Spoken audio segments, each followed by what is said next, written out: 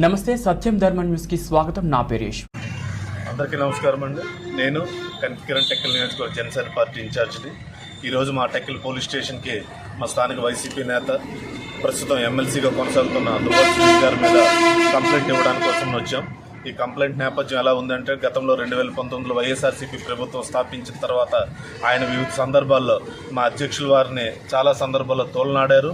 ఆయన వ్యక్తిగత ప్రతిష్టను దిగజార్చుతూ మాట్లాడిన ప్రతిసారి కూడాను ఆయన 3 పెళ్లిళ్ళ మీదనైతేనేమి, ఆయన వివాహ సంబంధాల మీద, అలాగే పబ్లిక్ లైఫ్లో కూడా ఆయన్ని చాలా కించపరుస్తూ ఆయన మాట్లాడిన విధానాలు ఉన్నాయి. వాళ్ళ తల్లిగారిని కూడా ఏ రకంగా దూషించారన్నది మా కేవలం టెక్కలకే కాదు, 2 తెలుగు రాష్ట్రాల్లో ఉన్న ప్రతి ఒక్కరికి కూడా తెలుసు. అలాగే ఒకనొక సందర్భంలో వాళ్ళు మాట్లాడిన మాటలను ఖండిస్తూ మేము ప్రెస్ మీట్ పెట్టిన తర్వాత ఆయన మా పార్టీ కార్యాలయం మీద కూడా దాడి చేయించారు. ఆ రోజు కూడా మేము వచ్చి స్థానిక పోలీసులకి కంప్లైంట్ ఇవ్వడం జరిగింది. కానీ దురదృష్టవశాత్తు ఎవరు ఆ కంప్లైంట్ మీద రియాక్ట్ కాలేదు. కంప్లైంట్ మీద కనీసం మేము అనుమానితులుగా ఎవరి పేర్లు అయితే పేర్కొన్నామో వాళ్ళని కనీసం పోలీస్ స్టేషన్ పిలిపించి విచారణ కూడా చేయలేదు. కాబట్టి మరి ఈరోజు నిన్ననే స్థానిక పోలీస్ శాఖ వారు ఆ అనుమానితులందరి మీద కూడాను 41A నోటీస్ ఇవ్వడం అనేది జరిగిందన్నది తెలిసింది. కాబట్టి ఇప్పుడు మేము గతంలో దువ్వాడ శ్రీనివాస్ గారు ఏదేదైతే మాట్లాడినారో మా అధ్యక్షుల వారి మీద, అవన్నింటినీ కూడా వీడియో రూపంలో పొందుపరుస్తూ వారి మీద శాఖాపరమైన చర్యలు తీసుకోవాలని కోరుతూ ఈరోజు టెక్కల్ నియోజకవర్గంలో ఉన్న ఈ పోలీస్ స్టేషన్కి అయితే వచ్చి కంప్లైంట్ ఇవ్వడం జరుగుతుంది.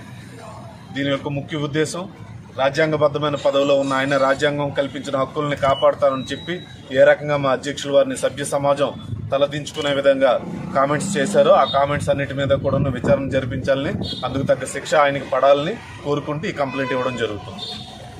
ఈ సంఘటనలు జరిగి చాలా గత నెలలు కాదు, సంవత్సరాలు కూడా జరిగింది. అప్పటికి ఇప్పటికి ఏంటి వ్యత్యాసం? అప్పుడు మీరు ఎందుకు నిర్ణయం తీసుకోలేదు, ఇప్పుడు ఎందుకు నిర్ణయం తీసుకుంటున్నారు ఈ కంప్లైంట్ల నిర్ణయం అనేది? గతంలో కూడా మేము కంప్లైంట్ ఇవ్వడానికి ప్రయత్నించినప్పుడు మాకు టెక్కల్ పోలీస్ శాఖ మీద అప్పుడైతే ఉన్న వాళ్ళ మీద మాకు నమ్మకం కలగలేదు. దానికి ప్రత్యక్ష సాక్షులు మేమే. మా పోలీస్ స్టేషన్ మీద దాడి జరిగిందంటే నన్ను కూడా బయటికి వెళ్ళనివ్వకుండా రాత్రి 9:30 వరకు ఇక్కడే పెట్టి, అక్కడ సీసీటీవీ ఫుటేజ్ ఉన్నది గణపతి టూల్స్ దగ్గర, మా ఆఫీస్ దగ్గర అని మీరు వెళ్ళి చెక్ చేయండి అంటే కనుక వాళ్ళని స్థానిక వైసీపీ నాయకులు వాళ్ళని బెదిరించి కొట్టి షాప్ క్లోజ్ చేయించి వాళ్ళు బయటికి వెళ్ళిపోయినంత వరకు కూడా మమ్మల్ని ఆ రోజు స్టేషన్ నుండి బయటికి వెళ్ళనివ్వలేదు. మేము సాయంత్రం సుమారు 7 గంటలకు వచ్చి కంప్లైంట్ ఇస్తే 9:30 వరకు మాకు కూడా వాళ్ళు ఎఫ్ఐఆర్ కాపీ ఇవ్వకుండా కావాలనే చాలా లేట్ చేశారు. ఈ లేట్ అయిన ప్రాసెస్లోనే అక్కడ ఉన్న విలువైన ఆధారాలను కూడా వాళ్ళు ధ్వంసం చేశారు. కాబట్టి అక్కడున్న పోలీస్ వ్యవస్థ మీద మాకు నమ్మకం సన్నగిల్లింది. ఇప్పుడు మా ప్రభుత్వంలో ఈ పోలీస్ శాఖ వారు ఖచ్చితంగా దీని మీద చర్యలు తీసుకుంటారన్న నమ్మకంతో ఈరోజు వచ్చి ఈ కంప్లైంట్ ఇవ్వడం జరుగుతుంది.